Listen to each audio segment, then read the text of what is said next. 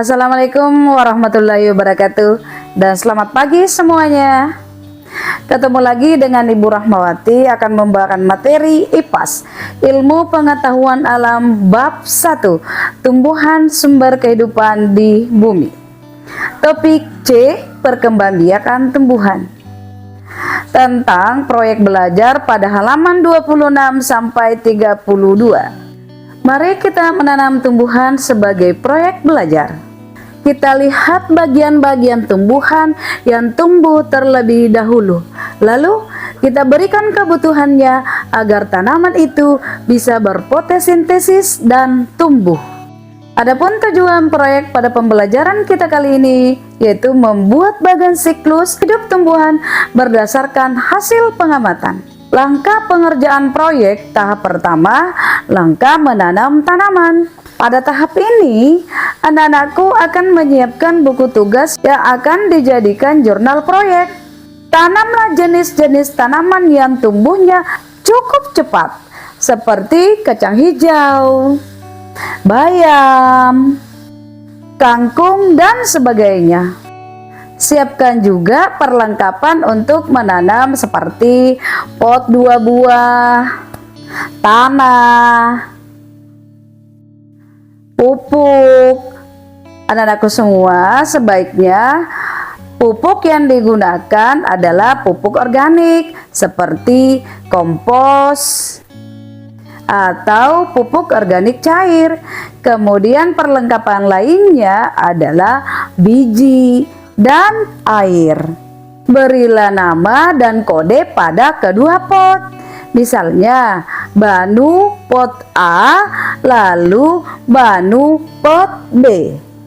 Buat lubang-lubang untuk keluarnya air di sekeliling pot. Tanamlah biji dalam pot yang diisi dengan pupuk dan tanah. Percikan air sampai tanah cukup basah. Simpan pot A di tempat yang terkena sinar matahari.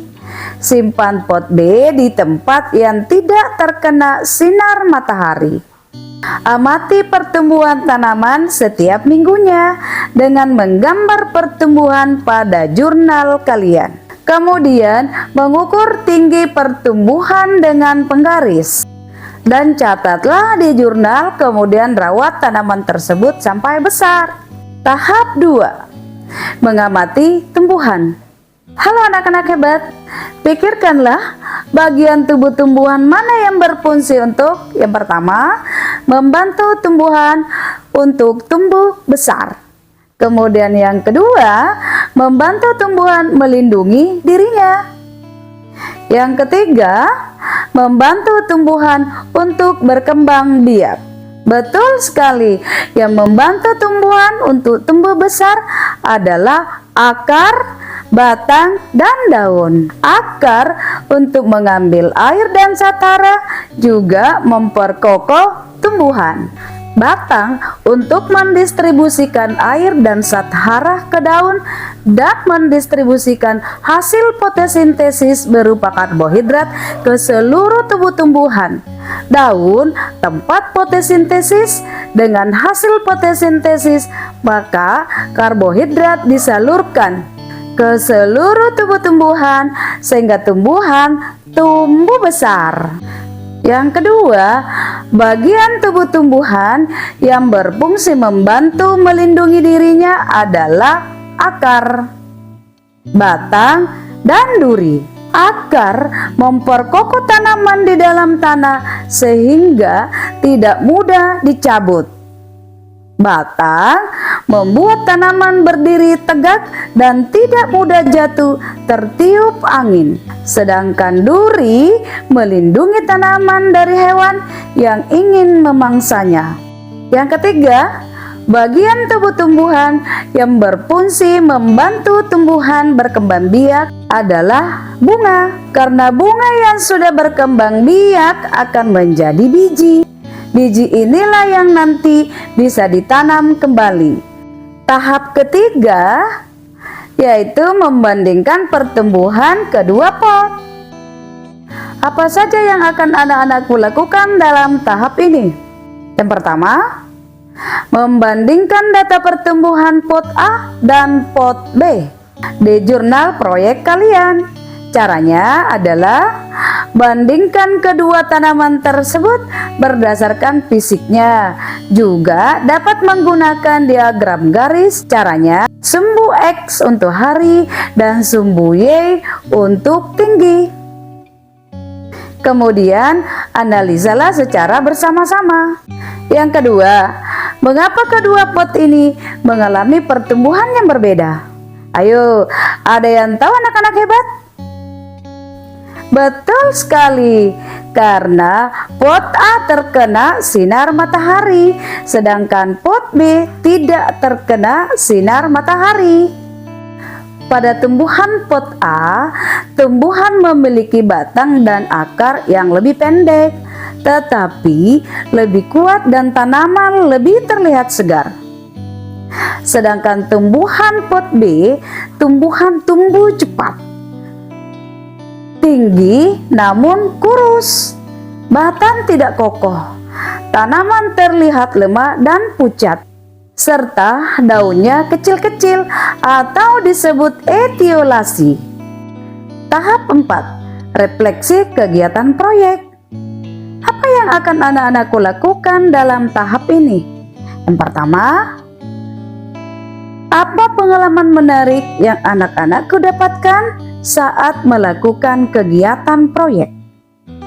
Jawablah sesuai dengan perasaan anak-anakku sewaktu mengukur panjang batang dan daun.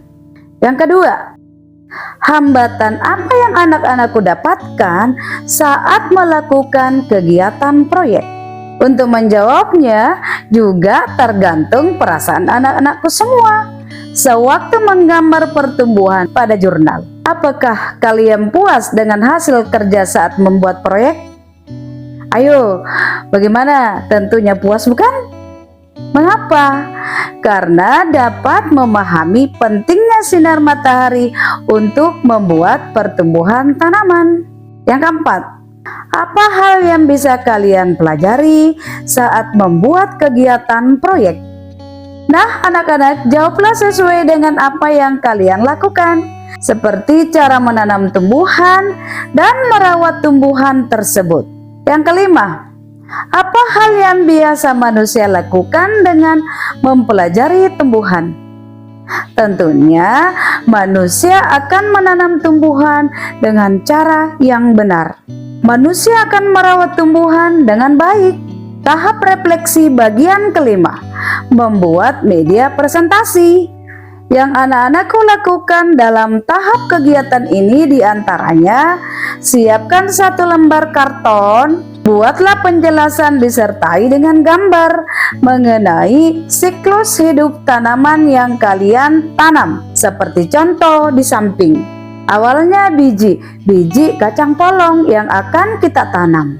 Kemudian menjadi kecambah, mulai berakar. Beberapa hari kemudian tumbuh daun menjadi kacang polong kecil. Lama-kelamaan menjadi besar, berbunga hingga berbuah seperti pada siklus yang ada di samping. Kemudian menjadi kacang lagi.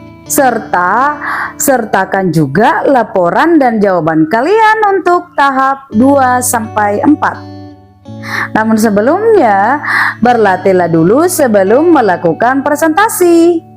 Lanjut, kita akan mempelajari peta konsep tumbuhan halaman 30. Dalam peta konsep ini, Bu Guru akan jelaskan bagian tumbuhan, yaitu bagian tubuh, fotosintesis, dan perkembangbiakan. Bagian tubuh tumbuhan, yaitu akar, fungsinya menyerap air dan nutrisi dari dalam tanah, juga untuk menjaga tanaman tetap kokoh. Sedangkan batang fungsinya untuk menghantarkan air, nutrisi, dan makanan ke seluruh bagian tumbuhan, juga sebagai tempat tumbuhnya daun, bunga, dan buah. Sedangkan daun fungsinya tempat tumbuhan membuat makanan. Makanan ini dibutuhkan agar tanaman bisa tumbuh. Kemudian bunga. Bunga fungsinya sebagai tempat perkembangbiakan. Bunga yang sudah berkembang biak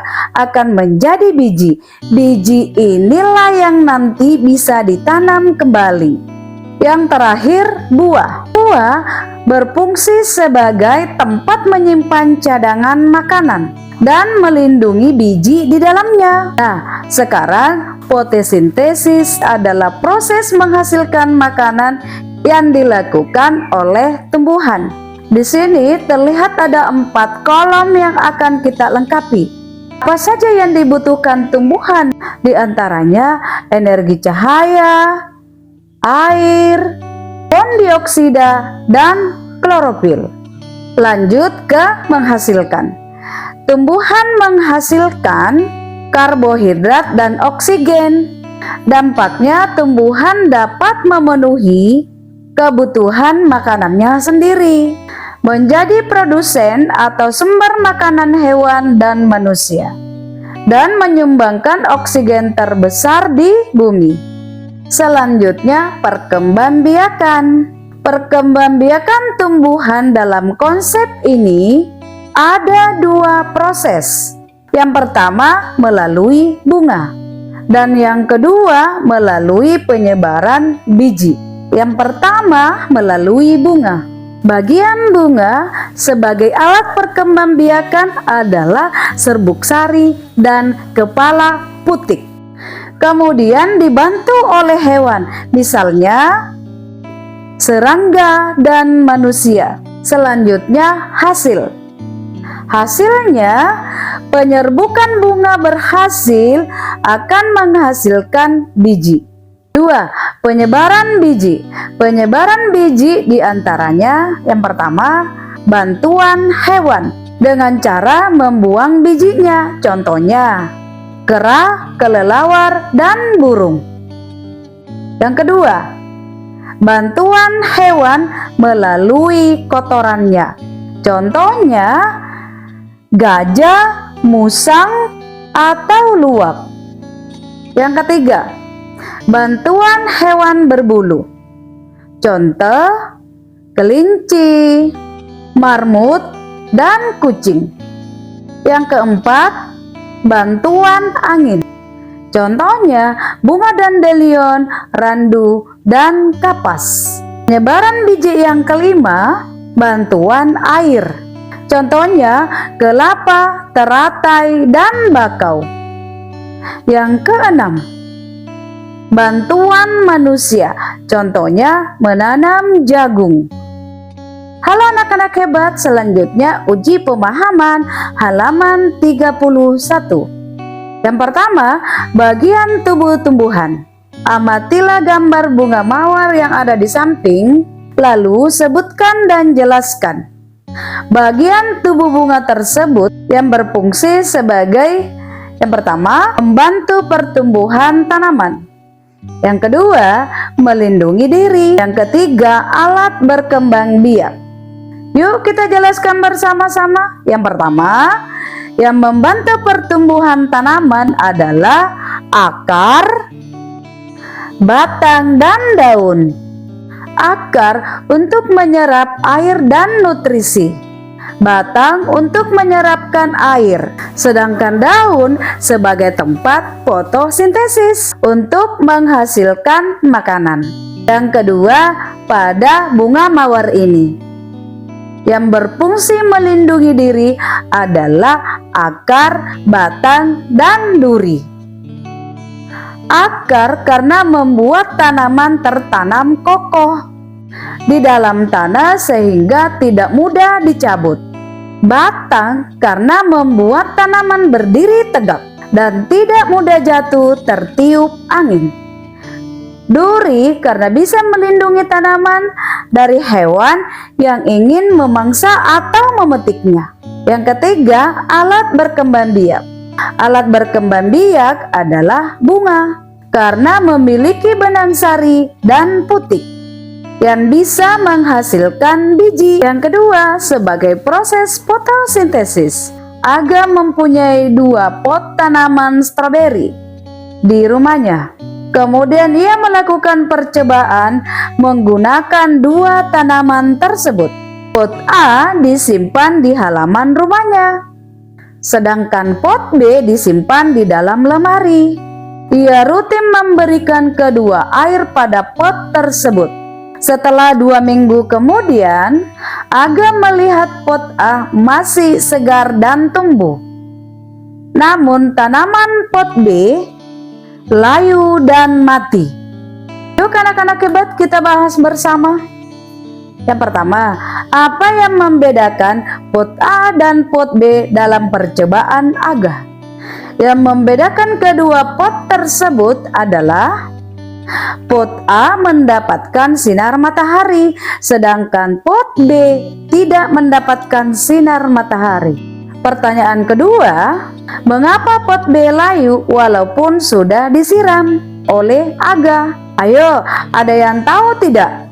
Betul sekali, tanaman membutuhkan sinar matahari. Untuk melakukan fotosintesis, pot B tidak mendapatkan sinar matahari sehingga tidak bisa melakukan fotosintesis. Akhirnya, pot B tidak bisa menghasilkan makanan untuk tumbuh.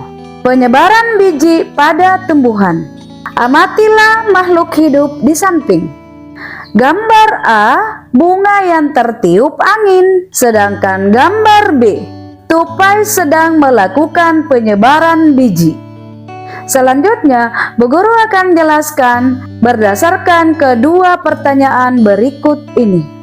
Berikan 2 cara yang bisa membantu proses penyerbukan pada gambar A, yaitu yang pertama, dengan bantuan hewan pemakan nektar. Hewan ini akan membawa serbuk sari dan membantunya menempel di kepala putik bunga. Cara yang kedua, dengan bantuan angin. Angin bertiup membawa serbuk sari dan jatuh di kepala putik. Bagaimana cara penyebaran biji yang dilakukan tupai?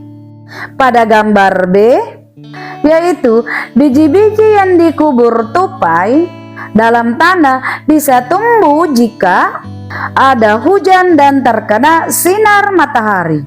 Tanaman yang cocok dengan cara ini adalah tanaman berbiji yang bisa dimakan. Demikianlah pertemuan kita kali ini.